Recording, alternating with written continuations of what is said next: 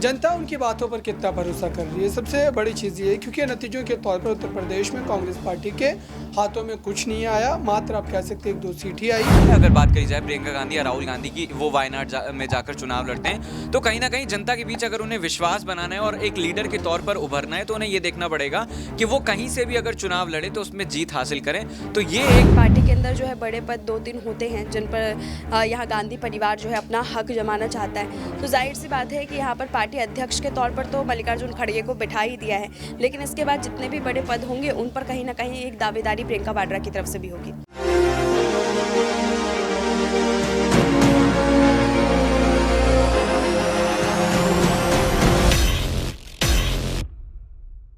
नमस्कार, मैं प्रांशी राठौर और आप देख रही हैं नेक्स्ट 9 न्यूज़। एक बार फिर से स्वागत है हमारे स्पेशल प्रोग्राम आमने सामने में, जिसमें हम चर्चा करेंगे आज कर्नाटक की विधानसभा चुनाव को लेकर। जी हां, 9 राज्यों में विधानसभा चुनाव इसी साल 2023 में होने वाले हैं और इसी लिस्ट में नाम शामिल है कर्नाटक का। कर्नाटक जो गृह राज्य है कांग्रेस के अध्यक्ष मल्लिकार्जुन खड़गे का। ऐसे में देखा जाए तो फिलहाल कर्नाटक में बीजेपी की सरकार सत्ता में बनी हुई है और इस बीच यहां पर मौजूदा मुख्यमंत्री महासचिव प्रियंका गांधी वाड्रा पर तंज कसते हुए भी देखे जा रहे हैं। दरअसल आपको बता दें कि कांग्रेस से महासचिव प्रियंका गांधी वाड्रा कर्नाटक की तरफ रुख कर चुकी हैं। कर्नाटक में वह एक्टिव हो चुकी हैं, जहां एक तरफ कांग्रेस पार्टी ने हिमाचल प्रदेश में जीत हासिल की 68 में से 40 विधानसभा सीटों पर, लेकिन दूसरी ही तरफ अब हिमाचल प्रदेश में जीत दिलाने के बाद प्रियंका गांधी वाड्रा अब कर्नाटक में एक्टिव हो चुकी हैं।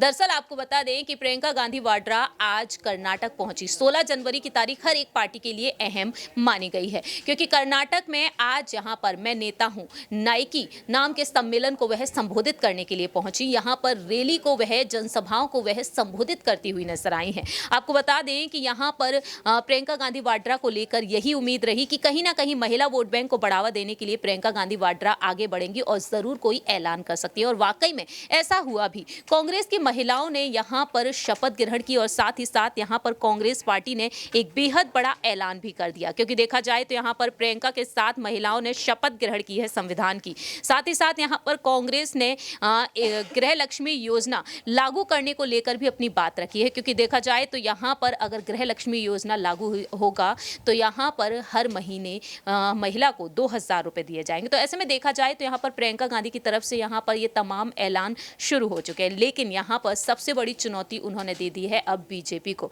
जी हां, पीएम नरेंद्र मोदी, साथ ही साथ गृह मंत्री अमित शाह, तो वहीं जेपी नड्डा को। क्योंकि देखा जाए तो यूपी के विधानसभा चुनाव के दौरान प्रियंका गांधी वाड्रा हुंकार तो भरती हुई नजर आई। मैं नारी हूं, लड़ सकती हूं, ऐसे नारेबाजी वह करती हुई देखी गई। वहीं अब बेंगलुरु में एक जनसभा को वह संबोधित करती हुई नजर आई हैं।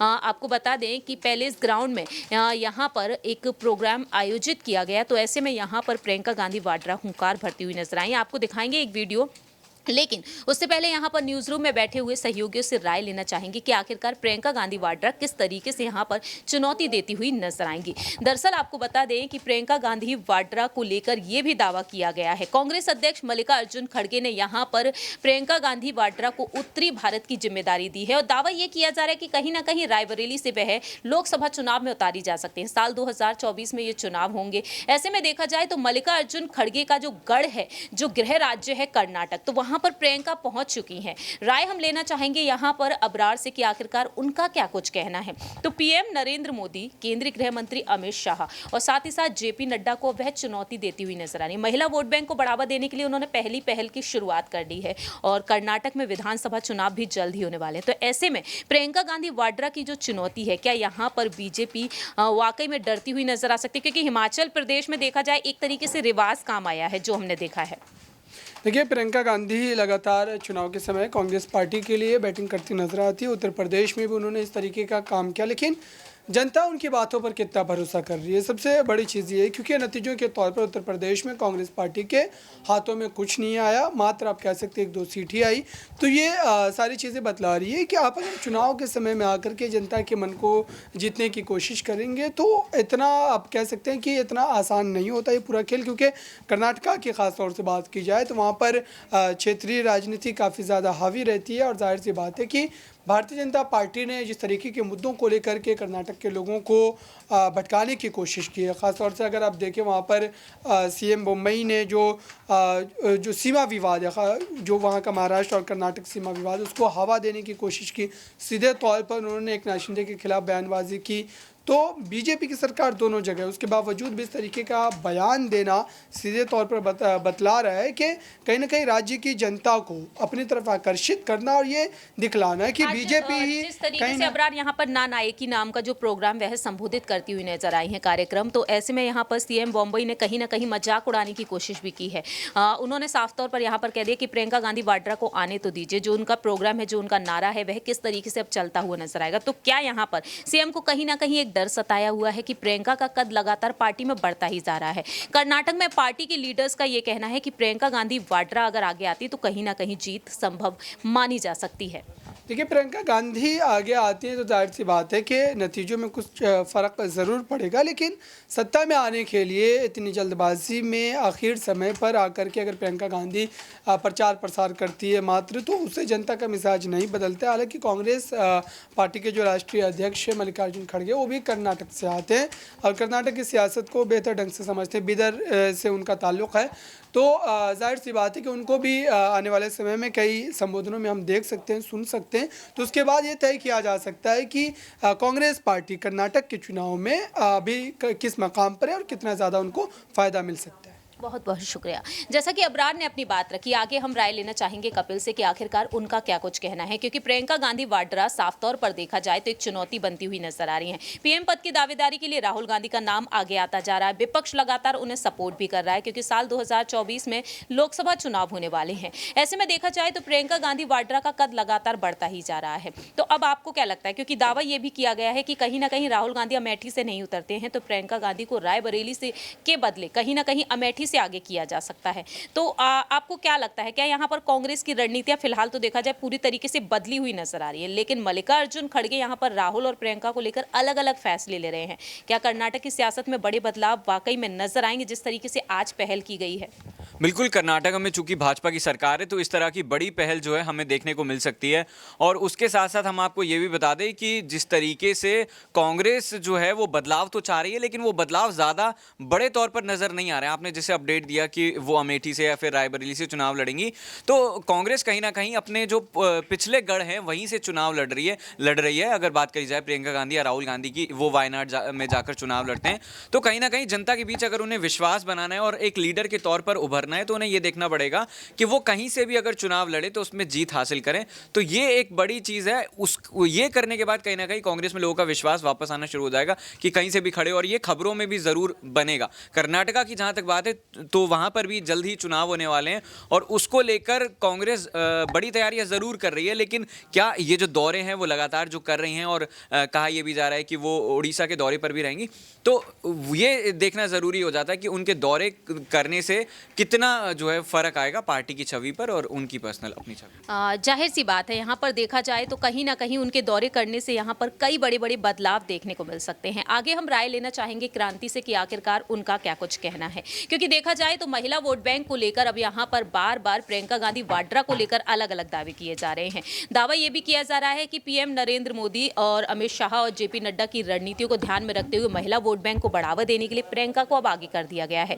तो क्या प्रियंका गांधी उस तिकड़ी को यहाँ पर वाकई में यहाँ पर चुनौती दे पाने में कामयाब होती हुई नजर आएंगी, क्योंकि राहुल गांधी यहाँ पर डंके की चोट पर भारत जोड़ो यात्रा के जरिए चुनौती दे रहे हैं।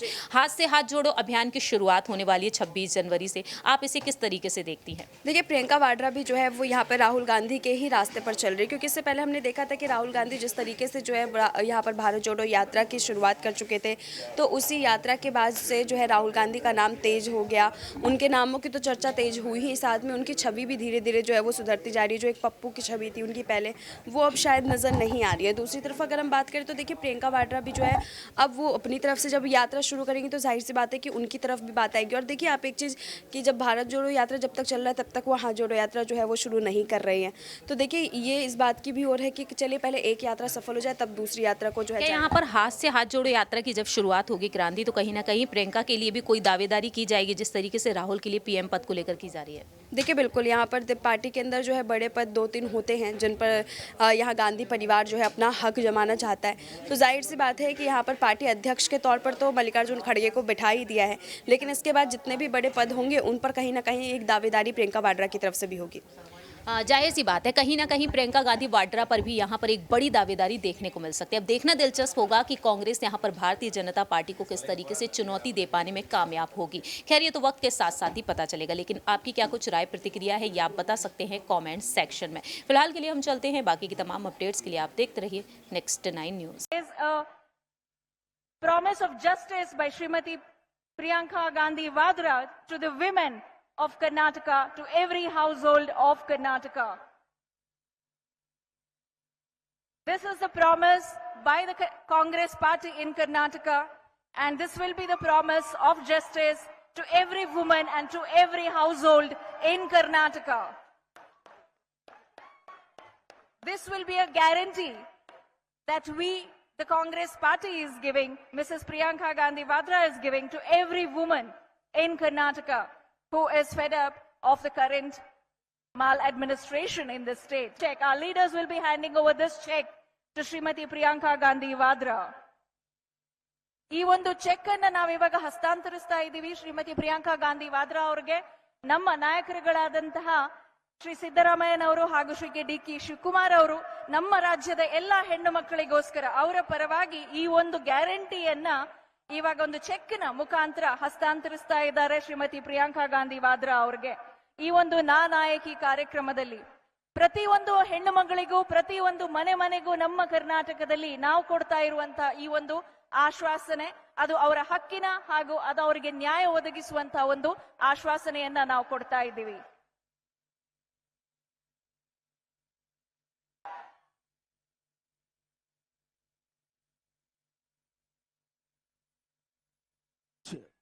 ದಯವಿಟ್ಟು ಪ್ರತಿಯೊಬ್ಬರು ವೇದಿಕೆ ಮೇಲೆ ಮತ್ತೆ ವೇದಿಕೆ ಮುಂದೆ ಇರುವಂತ ಎಲ್ಲರೂ ದಯವಿಟ್ಟು ಎದ್ದು ನಿಂತ್ಕೋಬೇಕು ಅಂತ ನಾನು ಮನವಿ ಮಾಡ್ತೀನಿ. ನಾಯಕಿ ಪ್ರತಿಜ್ಞೆ. ನಾವು ಭಾರತೀಯ ರಾಷ್ಟ್ರೀಯ ಕಾಂಗ್ರೆಸ್ ಪಕ್ಷದ ನಿಷ್ಠಾವಂತ ಕಾರ್ಯಕರ್ತರಾಗಿದ್ದು ನಮ್ಮ ದೇಶದ ಸಂವಿಧಾನಕ್ಕೆ ಸದಾ ಬದ್ಧರಾಗಿರುತ್ತೇವೆಂದು ಪ್ರಮಾಣ ಮಾಡುತ್ತೇವೆ. ಸಮಾಜದಲ್ಲಿ ಸೌಹಾರ್ದತೆ, ಸಮಾನತೆ ಮೂಡಿಸಲು ಪಕ್ಷದ ಸಂವಿಧಾನ, ತತ್ವ ಸಿದ್ಧಾಂತ, ಜಾತ್ಯತೀತ ನಿಲುವು ಮತ್ತು ಸಾಮಾಜಿಕ ನ್ಯಾಯಗಳನ್ನು ಜಾರಿಗೆ ತರಲು ಸತತವಾಗಿ ಶ್ರಮಿಸುತ್ತೇವೆ. ಮಹಿಳಾ ಸ್ವಾತಂತ್ರ್ಯವನ್ನು ಪ್ರತಿಪಾದಿಸುವ ಕಾಂಗ್ರೆಸ್ ಪಕ್ಷದ ಸಿದ್ಧಾಂತಗಳನ್ನು ಪ್ರತಿ ಮನೆಯ ಹೆಣ್ಣಿಗೂ ತಲುಪಿಸುವ ಜವಾಬ್ದಾರಿ ನಮ್ಮದು. ದ್ವೇಷ ಬಿತ್ತು ದ್ವೇಷವನ್ನೇ ಬೆಳೆಯುತ್ತಿರುವ ಸಮಾಜಘಾತಕ ಶಕ್ತಿಗಳ ವಿರುದ್ಧ ನಮ್ಮ ಹೋರಾಟ. ಈ ಸಮರಕ್ಕೆ ನಾವು ಸಿದ್ಧ. ರಾಜಕೀಯವಾಗಿ ಮಹಿಳಾ ಮೀಸಲಾತಿಗೆ ಧ್ವನಿ ಎತ್ತಿದ ಸೋನಿಯಾ ಗಾಂಧಿ ಅವರ ಕನಸು ನೆನಸಾಗಿಸುತ್ತೇವೆ. ಮಹಿಳೆಯರಲ್ಲಿ ಸ್ವಮೌಲ್ಯದ ಬಗ್ಗೆ ಜಾಗೃತಿ ಮೂಡಿಸಿ ಸಬಲೀಕರಣಗೊಳಿಸುವ ಕಾಂಗ್ರೆಸ್ ಸಿದ್ಧಾಂತಕ್ಕೆ ನಾವು ಬದ್ಧ. ಶಕ್ತಿಯುತ ಸ್ತ್ರೀ ಸಮಾಜ ನಿರ್ಮಾಣ ಇದೇ ನಮ್ಮ ವಾಗ್ದಾನ. ಸಶಕ್ತ ಮಹಿಳೆ, ಸಶಕ್ತ ಭಾರತ, ಇದೇ ನಮ್ಮ ಧ್ಯೇಯ, ಇದು ನಮ್ಮ ಪ್ರತಿಜ್ಞೆ. ಜೈ ಹಿಂದ್, ಜೈ ಕರ್ನಾಟಕ, ಜೈ ಕಾಂಗ್ರೆಸ್, ಜೈ ಶ್ರೀ ಶಕ್ತಿ. ಧನ್ಯವಾದಗಳು.